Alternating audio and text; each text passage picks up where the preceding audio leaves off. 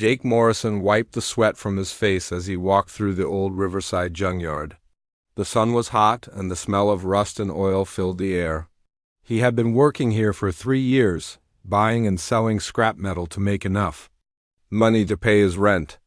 It was not the life he had dreamed of, but it was honest work. The junkyard stretched for miles in every direction.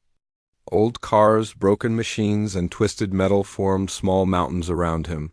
Jake knew every corner of this place. He could tell the difference between good steel and worthless junk just by looking at it. Today felt different, though. Something was calling to him from the far end of the yard, where the oldest junk was buried. Jake had never walked that far before. The owner, old Pete Williams, had told him to stay away from that section. "Too dangerous," Pete had said. "Ground might collapse under your feet." But Pete was in the hospital now, and Jake was running the place alone. He needed to find something valuable to sell, or he would not be able to pay the workers this week. As he walked deeper into the forgotten section, Jake noticed that the junk here was different. The metal looked strange, almost like it was made from materials he had never seen before. Some pieces seemed to change color when he looked at them from different angles. He shook his head, thinking his eyes were playing tricks on him. Then he saw it. Buried under a pile of old car parts was something that did not belong.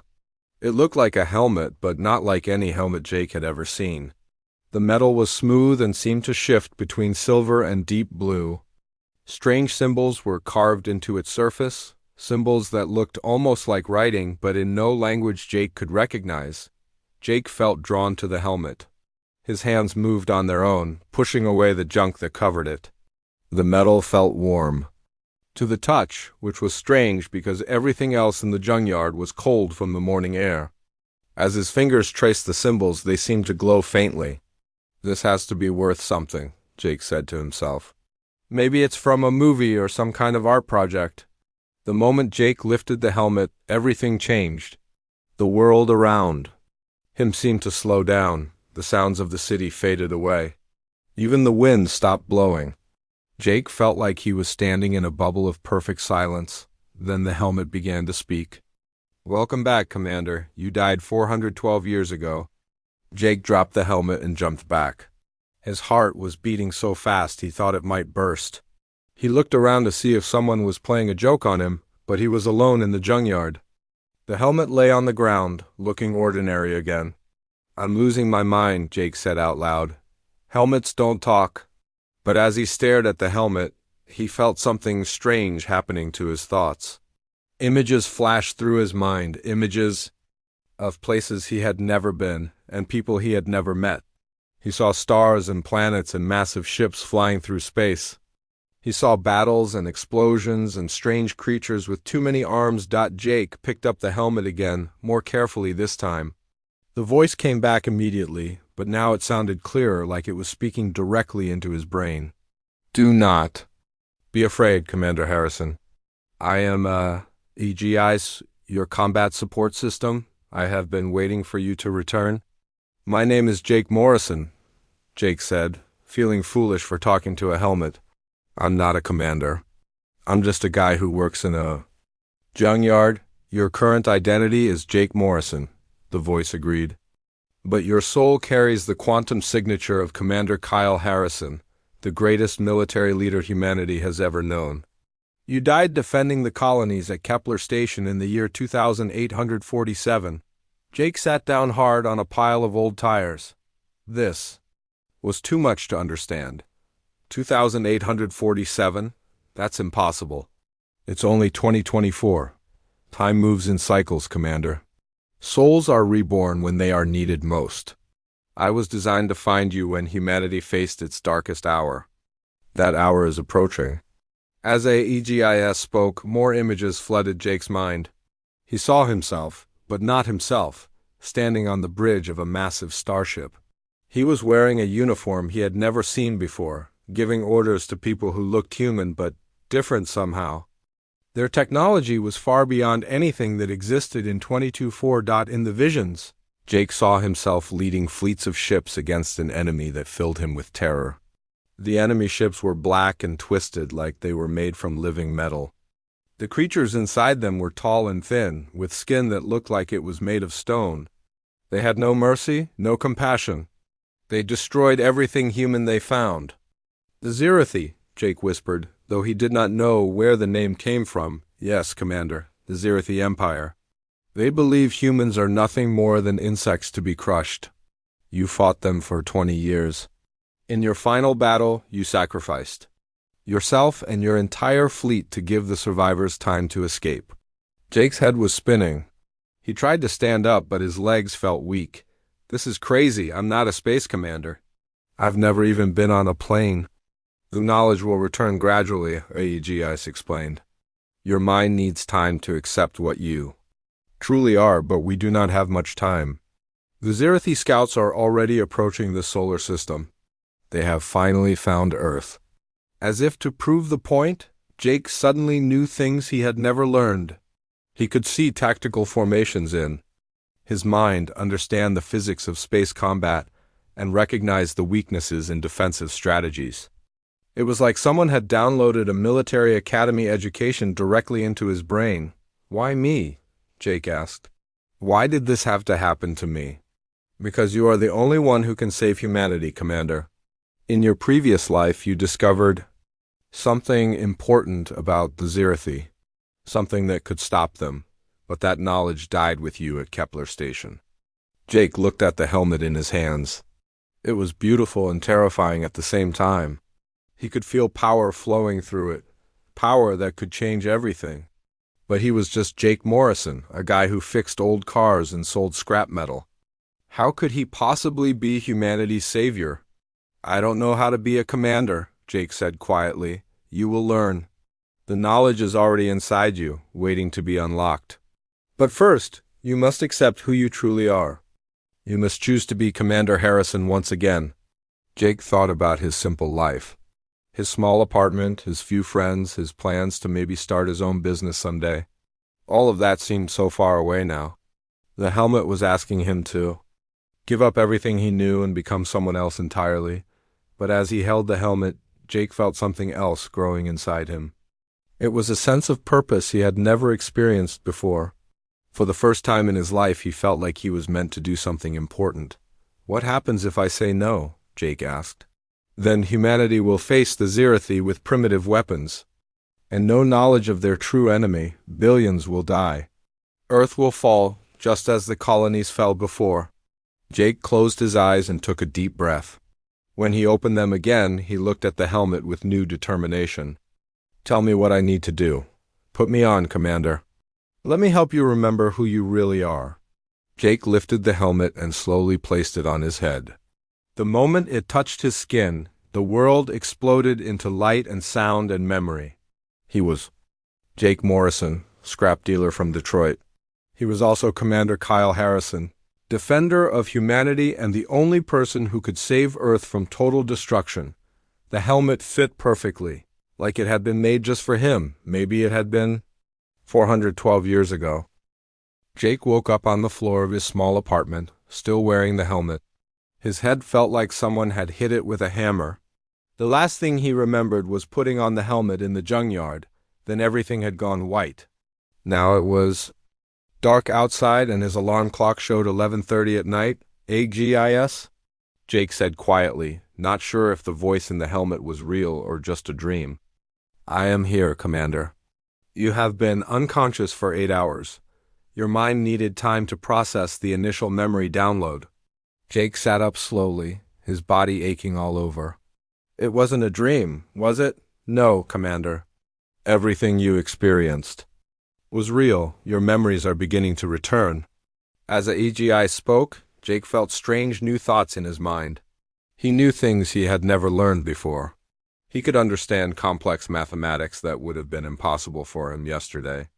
He knew the names of stars and planets that had not even been discovered yet. Most importantly, he could remember fragments of his life as Commander Harrison. The memories came in pieces, like a puzzle with most of the parts missing. Jake saw himself standing in a war room, looking at a massive star map. Red dots showed where the Zirathi had attacked human colonies. One by one, the dots were disappearing as the alien empire destroyed everything in its path. How many colonies did we lose? Jake asked, though he was not sure why he said we. 47 worlds fell before your final stand at Kepler Station. Over 3 billion humans died in the war. Jake felt sick. The numbers were too big to understand, but somehow he could feel the weight of all those deaths. In his memories, he saw the faces of people he had failed to save. Families running from burning cities. Children crying for parents who would never come home. I let them all down, Jake whispered. No, Commander. You saved everyone who could be saved. Without your sacrifice, the Zirathi would have found and destroyed every human settlement. The survivors are still alive because of what you did. Over. The next few days, Jake tried to continue his normal life, but everything had changed. The helmet seemed to be connected to his brain even when he was not wearing it. He could feel a EGIS watching through his eyes, analyzing everything around him. At the Junkyard, Jake found himself moving differently. His reflexes were faster, his thinking was clearer. When a stack of old car parts started to fall on Pete's nephew Danny, Jake moved without thinking. He caught the heavy metal pieces with one hand and pushed Danny to safety with the other. The strength in his arms surprised him. How did you do that? Danny asked, staring at Jake like he was seeing a ghost. I don't know, Jake said, which was the truth, but AEGIS knew. Your body is remembering its training, Commander. Commander Harrison was enhanced with advanced medical technology. Those improvements are awakening in your current form. That night, Jake dreamed of space battles. He was standing on the bridge of a ship called the Terra Nova, watching enemy vessels approach. The Zirathi ships looked like giant insects made of black metal. They moved in perfect formation, like they were controlled by a single mind. In the dream, Jake was giving orders to his crew. Target their command ship. Focus all fire on their central core.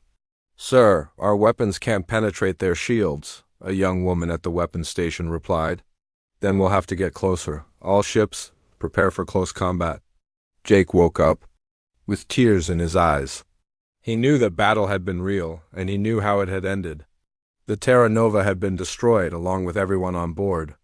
But their sacrifice had given the evacuation ships time to escape. As the days passed, the memories became stronger and clearer. Jake learned about the Zirathi and why they hated humans so much. The alien empire had spread across the galaxy for thousands of years, destroying any race that showed signs of advanced intelligence. They believed that only they deserved to control the stars, but humans were different from the other races. The Zirathi had conquered. Humans fought back with a determination that surprised the aliens. Even when their cities were burning and their ships were outgunned, humans refused to surrender. This defiance made the Zirathi angry in a way they had never experienced before. They fear us, Jake said one evening as he sat in his apartment, wearing the helmet and accessing more memories. Yes, Commander. The Zirathi destroy other races because they see them as inferior. But they destroy humans because they see us as a threat. We are the only species that has ever hurt them in battle. Jake saw memories of human soldiers fighting. Zirathi warriors hand to hand. The aliens were stronger and faster, but the humans were smarter and more creative. They found ways to use the Zirathi's own weapons against them. They set traps that the aliens' logical minds could not predict. What made us so different? Jake asked. Humans are the only race that fights with emotion as well as logic. The Zirathi cannot understand concepts like love, loyalty, or sacrifice. They fight only to destroy. Humans fight to protect what they care about. This made Jake think about his own life. He had never been in the military, never even been in a real fight, but he cared about people. He cared about Danny and the other workers at the Junkyard. He cared about his neighbors in his apartment building. He cared about strangers he had never met. The memory showed him that Commander Harrison had cared about people too. Every decision he made was based on saving as many lives as possible. Even when he knew he was going to die, Harrison had thought only about giving others a chance to live, but there was something else in the memories, something that Aegis kept hidden from him. Jake could feel it like a door in his mind that refused to open. Every time he tried to remember Harrison's final discovery about the Zerathi, the memory slipped away. "Why can't I remember what I learned about the Zerathi?" Jake asked during one of their conversations. "That knowledge is locked until you are ready, Commander. It is too dangerous to access until you have fully accepted your role." "What do you mean, dangerous?" "The information that Commander Harrison died protecting could save humanity, but it could also destroy you if your mind is not prepared for it. You must become the commander again before you can handle that responsibility." Jake was frustrated, but he understood. He was still Jake Morrison, the scrap dealer. He was not ready to be the person who could save the world. But he was changing. Every day he felt more like the commander and less like his old self. The changes were not just mental. His body was getting stronger and faster. His eyes could see things in the dark that should have been invisible. His hearing was so sharp that he could hear conversations from across the junkyard. Sometimes he would speak in languages he had never learned, ancient human dialects from colonies that had not even been built yet. One morning, Jake woke up and realized that he was no longer afraid of the helmet or the memories. He was starting to accept that he really was Commander Harrison, reborn in a new time and a new body. The question was whether he could become the leader that humanity needed before it was too late. AGIS seemed to sense his changing attitude. "You are ready for the next phase, Commander. It is time to learn about the enemy that is coming." Jake put on the helmet and prepared himself for whatever Aegis was about to show him. He knew it would be terrible, but he also knew that he had to see it. The survival of everyone on Earth might depend on what he learned next. Jake was fixing an old truck engine when AGIS suddenly spoke in his mind. The voice was different this time, urgent and filled with warning. "Commander, I am detecting incoming signals. Zerathi scout ships have entered the solar system." Jake dropped his wrench and it clattered on the concrete floor. "Are you sure?" "Confirmed. 3 scout vessels are approaching from the outer planets. They will reach Earth's orbit in approximately 6 days. Jake felt his blood turn cold. All the memories and training meant nothing if the enemy was already here. He looked around the junkyard at Danny and the other workers going about their normal day. They had no idea that death was coming from the stars. "What do the scouts do?" Jake asked quietly, pretending to work on the engine. "They study the target planet and its defenses. They take samples of the local population for analysis. When they are finished, they send a signal to the main fleet." "How long do we have after that?" "Based on previous attacks, the main fleet will arrive within 2 to 3 months of receiving the scout report." Jake felt sick. 3 months to prepare for an invasion that would destroy everything. He thought about all the people on Earth who were living their normal lives, not knowing that aliens were already watching them from space. That evening, Jake went home and put on the helmet. He needed to access more of Harrison's memories, especially about Zerathi technology and tactics. What he learned made him even more afraid. The Zerathi had weapons that could destroy entire cities with a single shot. Their ships were protected by energy shields that could stop any weapon that existed in 2024. They had technology that could control human minds and turn people into slaves. Most terrifying of all, they had done this before to dozens of other worlds. How did humanity ever fight them? Jake asked. By the time of the war, humans had developed advanced technology of their own. Plasma weapons, energy shields, faster than light travel, but Earth in 2024 has none of these things. Jake spent the next day thinking about the problem. Earth's military had nuclear weapons, but AGIS told him that Zerathi shields could easily stop nuclear explosions. They had fighter jets, but the alien ships could move faster than anything humans had ever built. They had satellites and radar, but Zerathi technology could hide from all of Earth's detection systems. "We need to build better weapons," Jake said. "Can you teach me how to make the technology from the future?" "I contain the complete blueprints for all human military technology from the 29th century. But building these weapons will require materials and knowledge that do not exist yet." Jake thought about this problem for hours. He needed help, but who would believe him? If he went to the government and told them that aliens were coming, they would think he was crazy.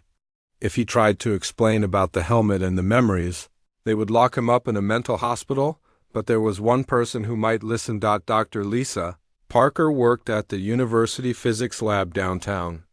Jake had met her when she came to the Junkyard looking for old electronic parts for her experiments. She was smart, curious, and not afraid of new ideas.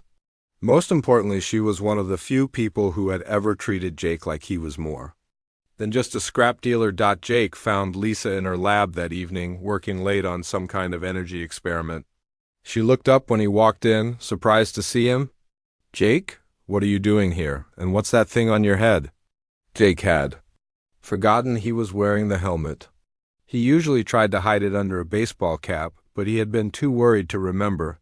"Lisa, I need your help. Something terrible is about to happen, and you're the only person who might be able to understand." Lisa looked at him carefully. She could see that he was scared and serious. "Okay, sit down and tell me what's wrong." Jake told her everything. About finding the helmet, about the memories of being Commander Harrison, about the Zerathi scouts that were already in the solar system. He expected her to laugh or call security, but Lisa listened to every word. When he finished, Lisa was quiet for a long time. Then she said, "Show me." "Show you what?" "Show me that the helmet is real. Show me something that proves you're not just having a breakdown." Jake looked at the energy equipment in her lab. With his new knowledge, he could see several ways to improve the efficiency of her experiments. "Guys, can you help me demonstrate some basic physics?" "Yes, Commander. Dr. Parker's fusion experiment has 3 critical flaws in its magnetic containment system." Jake walked over to Lisa's equipment and began adjusting the controls. His hands moved with confidence, making changes that would have taken Lisa months to discover on her own. When he activated the system, the energy output was triple what Lisa had ever achieved. "That's impossible," Lisa whispered. "How did you know to do that?" "Because I remember learning it 400 years in the future." Lisa stared at the energy readings on her computer. The numbers were real. Whatever Jake had done to her equipment, it worked better than anything she had ever seen. "Even if I believe you," Lisa said slowly, "what can we do? If these aliens are as powerful as you say, how can 2 people stop them?" Jake activated the helmet's display system, projecting holographic images into the air above Lisa's workbench. The images showed weapon designs, shield generators, and communication devices that were far beyond anything that existed in 2024. "We build these," Jake sighed. "We use the technology from the future to give Earth a fighting chance." Lisa looked at the holographic blueprints with wonder and fear. Some of these designs require materials that don't exist. Others need manufacturing techniques that won't be invented for decades. Then we figure out how to make them with what we have. We improvise, we adapt, we find a way. Over the next week, Jake and Lisa worked together to understand the future technology. They started with the simplest designs, energy weapons that could be built using modified car batteries and electronic parts from the Junkyard. The first prototype barely worked, but it could cut through steel like butter. "This is incredible," Lisa said, watching the energy beam slice through a metal plate.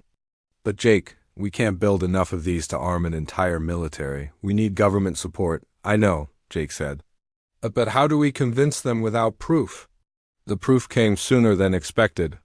AEGIs detected the first Zerathi scout ship entering Earth's atmosphere.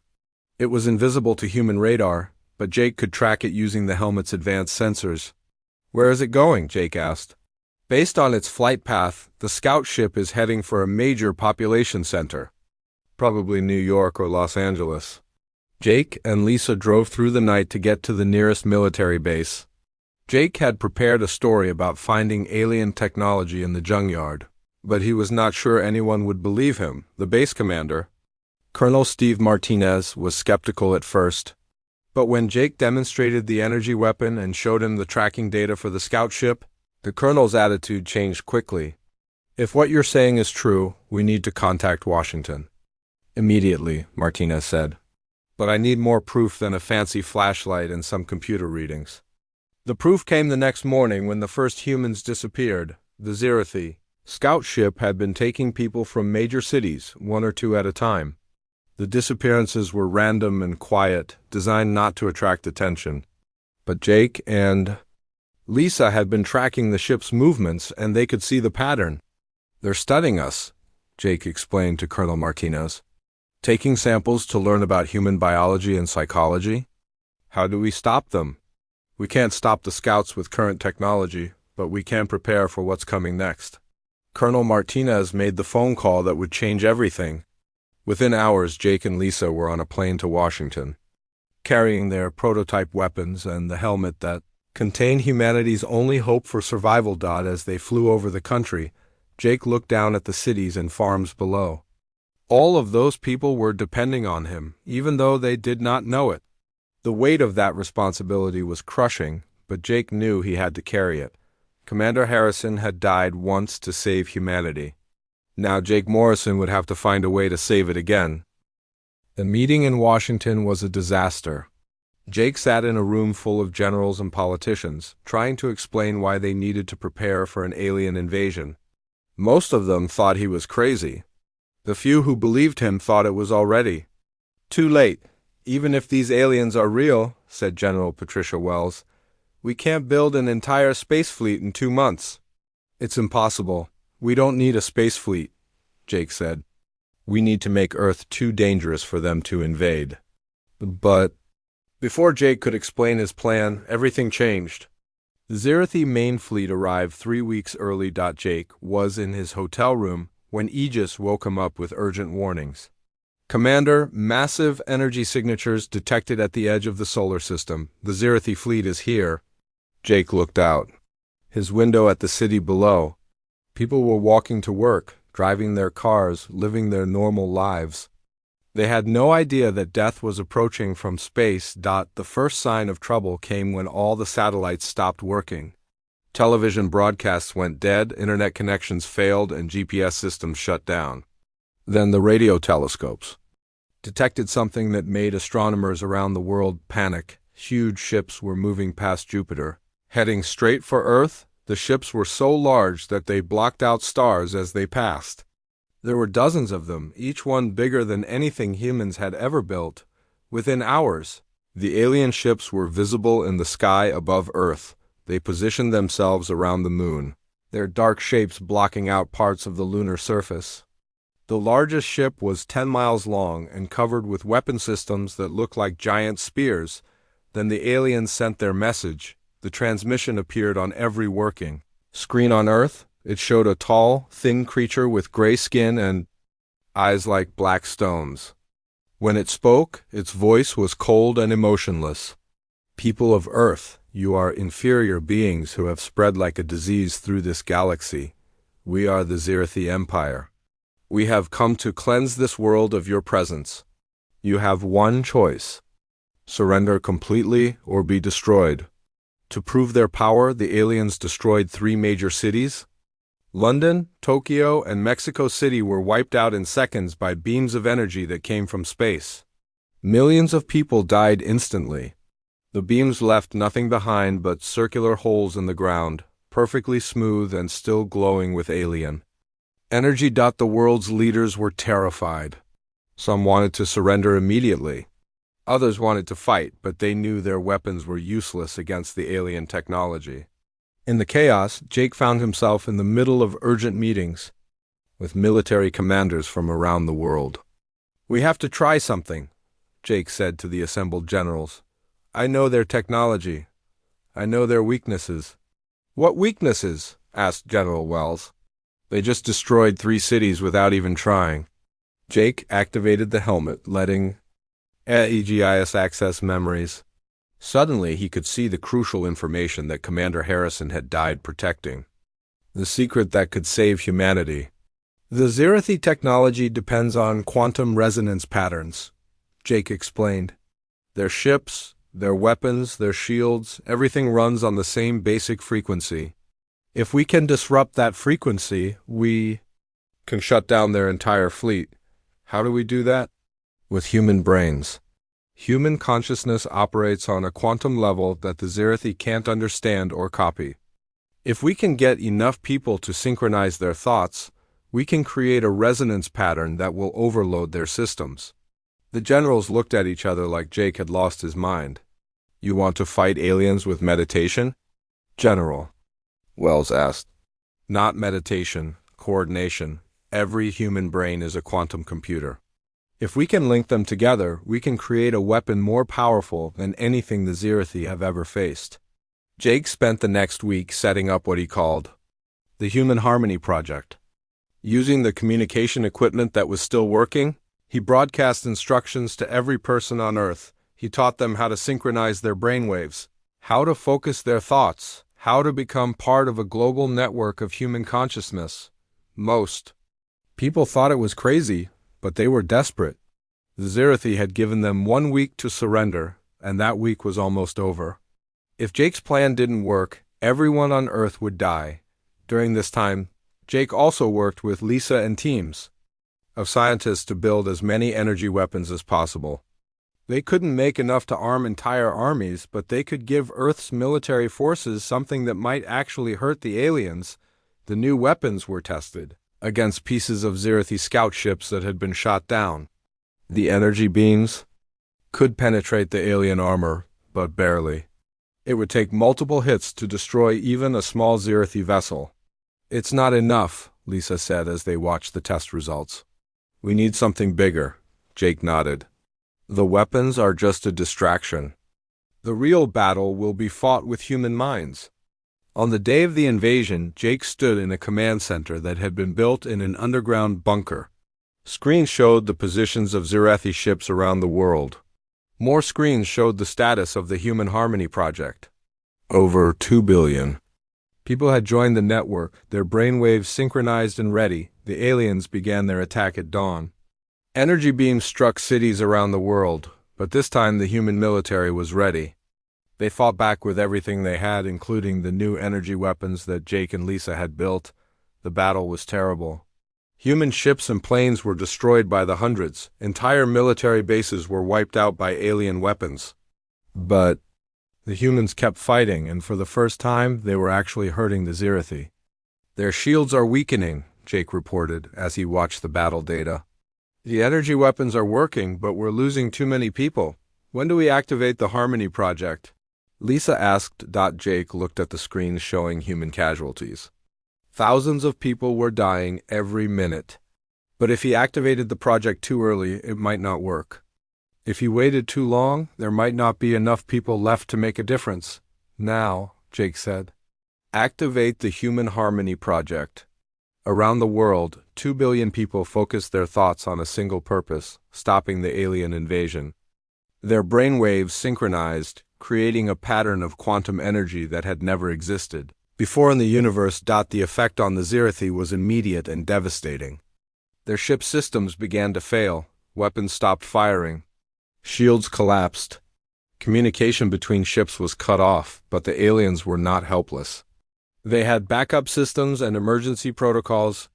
Their commander, a creature called the War Master, ordered his ships to focus all their remaining power on destroying the source of the interference. "They're targeting the command center," AEGIS warned. "Multiple ships are converging on this location." Jake looked at the screens showing the approaching alien ships. He had maybe 10 minutes before they would blast the bunker and everyone in it. But the Human Harmony Project needed more time to completely shut down the Zirathi fleet. "I have to go out there," Jake said. "I'd have to buy us more time." "That's suicide," Lisa said. "You'll be killed the moment you leave the bunker." "Maybe. But Commander Harrison died to save humanity once. I can do it again." Jake put on the helmet and prepared to leave the bunker. But as he reached for the door, he felt something strange. The Human Harmony Project was not just disrupting the Zirathi systems. It was also protecting him. 2 billion human minds were focused on keeping Jake alive. Their combined consciousness created a shield around him that was stronger than any physical armor. When he walked out of the bunker, alien weapons fired at him but could not touch him. Jake walked through the battlefield, protected by the thoughts and hopes of everyone on Earth. He could feel their support, their determination, their refusal to give up. For the first time since putting on the helmet, he felt truly human. The final battle was about to begin. Jake walked across the battlefield while explosions erupted around him. The invisible shield created by 2 billion human minds protected him from every alien weapon. Laser beams passed through him like he was made of air. Energy blasts that could destroy buildings could not even touch his clothes. Above him, the Zirathi ships were falling apart. Their hulls were cracking, their engines were failing, and their weapons were shutting down one by one. The Human Harmony Project was working better than Jake had ever hoped, but the largest alien ship, the command vessel of the War Master, was still fighting. It had stronger shields and backup power systems that were resisting the human consciousness. Attack. As long as that ship survived, the Zirathi could regroup and continue their invasion. "Commander," AGI said in Jake's mind, "the War Master's ship is adapting to our attack. In approximately 12 minutes it will have full power restored." Jake looked up at the massive ship hovering above the city. It was still firing at human targets, still killing innocent people. He had to stop it, but his energy weapons would not be enough to penetrate its armor. "There's only one way," Jake said quietly. "I have to get inside that ship." "That is extremely dangerous, Commander. Even with the protection of the Harmony Project, the inside of a Zirathi ship is filled with deadly radiation and hostile environments." "I know, but it's the only way to make sure they can't come back." Jake found a military transport plane that was still working and convinced the pilot to fly him toward the alien command ship. As they approached, the Zirathi tried to shoot them down, but their weapons kept missing. The protection of human consciousness was still holding. The pilot brought the plane as close as possible to the alien ship's hull. Jake jumped from the plane onto the strange metal surface of the Zirathi vessel. The moment his feet touched the alien ship, he felt the difference. Inside the protection bubble created by human minds, he was safe. But the alien ship itself felt cold and wrong, like it was made of crystallized hatred. Jake found an airlock and used his energy weapon to cut through it. The inside of the ship was dark and filled with twisted corridors that seemed designed to confuse intruders. Strange symbols glowed on the walls, and the air tasted like metal and ozone. "Hey, GS, can you guide me to the ship's control center?" "Yes, Commander. Follow the main corridor to the central hub. But be warned, you will encounter Zirathi warriors along the way." Jake had never seen a living Zirathi before, only in his inherited memories. When the first warrior appeared around a corner, he was shocked by how terrifying they looked in person. The creature was 8 feet tall, with gray skin that looked like stone and black eyes that seemed to absorb light. Its hands ended in claws that could cut through steel, and it moved with predatory grace. The Zirathi warrior raised a weapon that looked like a crystal spear, but when it fired, the energy beam passed right through Jake. The protection of human consciousness worked even here, inside the alien ship. Jake fired his own weapon and hit the warrior in the chest. The creature fell backward, its stone-like skin cracking where the energy had struck it. Jake had hurt a Zirathi warrior in single combat, something that should have been impossible. More warriors appeared as Jake made his way through the ship. Each one tried to stop him, and each one failed. The combined will of humanity was stronger than anything the aliens had ever encountered. Finally, Jake reached the ship's control center. It was a vast chamber filled with crystal computers and holographic displays. In the center of the room stood the War Master, the leader of the Zirathi invasion force. The War Master was larger than the other Zirathi, with skin that was almost black and eyes that glowed with red light. When it spoke, its voice sounded like grinding stone. "Impossible," the War Master said. "No single creature can resist our power. What are you?" "I'm human," Jake said simply. "And I'm not alone." Jake could feel the presence of every person in the Human Harmony Project. Their thoughts and emotions flowed through him, giving him strength he had never imagined possible. He was not just Jake Morrison anymore, and he was not just Commander Harrison. He was the voice of humanity itself. "Your empire ends here," Jake said, raising his energy weapon. The War Master laughed, a sound like breaking glass. "You think you can defeat us with primitive weapons? We have conquered 1,000 worlds. We have destroyed races far more advanced than yours. But you've never fought humans before. You've never faced a species that fights with love instead of hate. Jake fired his weapon, but the War Master deflected the beam with its own energy shield. The alien leader was stronger and faster than the warriors Jake had fought before. It would take more than weapons to defeat this enemy. AGIS, Jake said as he dodged another attack from the War Master. Can the Human Harmony Project target this ship specifically? Yes, Commander. If you can interface with the ship's control systems, the Harmony Project can overload every system on this vessel.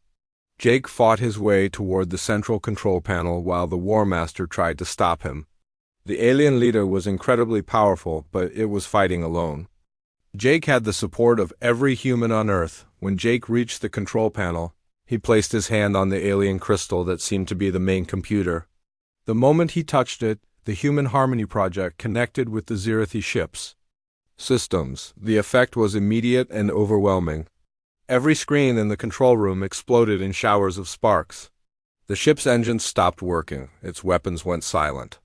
Its life support systems began to fail. The War Master roared in anger and charged at Jake, but it was too late. The ship was already falling from the sky, its systems completely destroyed by the power of human consciousness. This is not possible, the War Master said, as its ship crashed toward the ground. How can an inferior species defeat the Zirathi? Empire? Jake looked at the alien leader with something that might have been pity. Because you don't understand what makes us strong. You fight to destroy. We fight to protect. You fight alone. We fight together. The ship hit the ground with tremendous force, but Jake was protected by the bubble of human consciousness. He survived the crash, though the War Master did not. Around the world, the remaining Zirathi ships were also falling. Without their command vessel, the alien fleet could not coordinate their attacks. One by one, their ships lost power and crashed to Earth, but before the last Zirathi ship fell, its communication system activated one final time. A message went out across the galaxy, transmitted to the heart of the Zirathi Empire. The humans of Earth have defeated our invasion fleet, the message said. They possess a weapon we cannot understand or counter. They fight with unified consciousness. They are worthy of respect. The message continued, by the ancient laws of our empire, any species that defeats us in honorable combat earns the right to exist among the stars. The humans have proven their strength. Let them spread across the galaxy. Let them build their empire. We will not interfere. Jake stood among the wreckage of the alien command ship, listening to this final message. The Zirathi Empire, which had destroyed countless worlds, was acknowledging humanity's right to exist. More than that, they were giving humans permission to explore the galaxy. We won, Jake said, hardly believing it himself. Yes, Commander. AEGIS replied, humanity is safe. And now they are free to become what they were always meant to be. In the months that followed, Jake worked with governments around the world to establish the Stellar Defense Corps. Using the technology contained in AEGIS, humans began building their first real starships. They developed energy weapons, force shields, and faster-than-light travel. Jake and Lisa were married in a ceremony, attended by world leaders and military commanders from every nation. Together, they oversaw humanity's first steps into space, establishing colonies on Mars and the moons of Jupiter. The helmet that had started it all was placed in a secure vault, but AEGIS remained connected to Earth's defense networks. The AI watched over humanity's expansion into space, ready to help if danger ever threatened again. Years later, when Jake was an old man, he would sometimes put on the helmet and talk with AEGIS about the future.